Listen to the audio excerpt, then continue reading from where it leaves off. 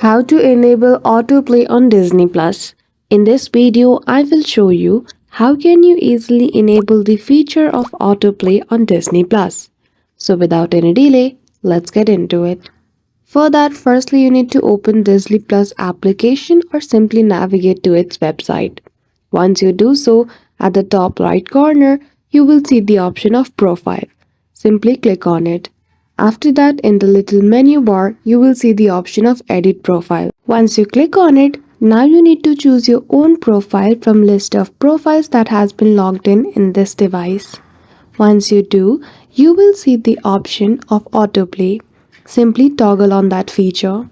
After toggling on, simply choose the option of save at the bottom. So that's it.